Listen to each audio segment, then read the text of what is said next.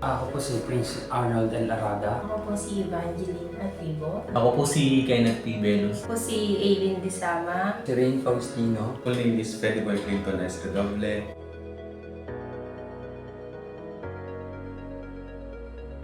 Gusto ko sabihin sa ating napakagandang agency SII ay buong puso kami nagpapasalamat sa kanya sa mga tulad namin ay binibigyan niya ng magandang opportunity para makarating sa ibang bansa at yung pagkakataong unlad ang buhay.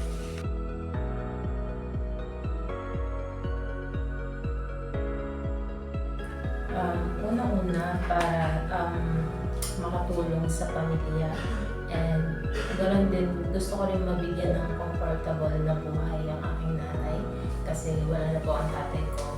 Ganoon din po mapaayos po namin yung bahay namin sa Mindoro.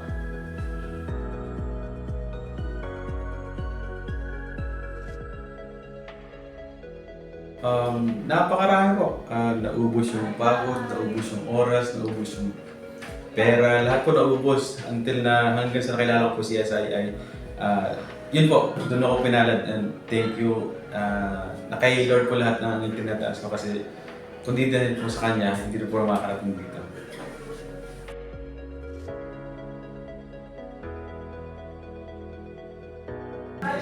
Pag-apply ko sa ESII ay talagang napaka-smooth. For almost 3 months lang makakaalis na uli ako. Tsaka pinapasalamatan ko talaga yung halos lahat ng staff ng ESII kasi sila yung naging susi para makaalis uli ako. Kaya nagpapasalamat ako lalong-lalo na po kay Ma'am Kai, kay na Sir Zul, at kay na Sir Dan, at sa buong staff ng ESII.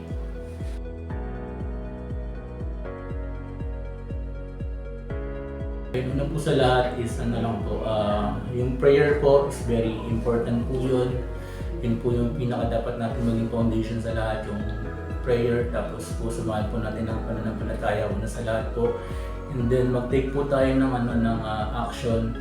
Alam ko po na hindi po madali yung pag-apply sa ibang bansa, pero pag po ginusto natin, pag tayo po ay driven and motivated na meron po tayong pangarap sa buhay, meron po tayong layunin na makamit, ay talagang makikita po yung natin, yung determination po natin. Magkaroon lang po tayo ng determination, ng patient, na kung saan lahat po ng yun magbubunga po yung pagdating ng araw. Basta po tuloy-tuloy lang, laban lang po, patuloy lang.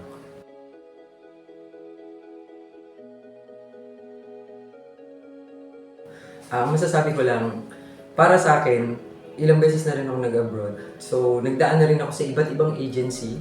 May mga na-failed naman ako na apply.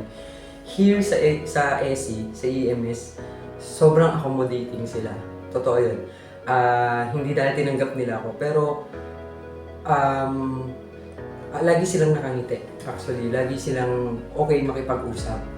And i-assist ka nila talaga. So, kung gusto nyo mag-apply, punta na kayo ng ESI. Tapos, i-accommodate nila kayo base doon kung saan kayo pasok na category. Thank you. Hindi ko na po kasi mababanggit lahat ng names. So, sa buong team po ng ESI, maraming salamat po sa pagbibigay ng chance sa amin na makapagtrabaho sa inyo. Thank you.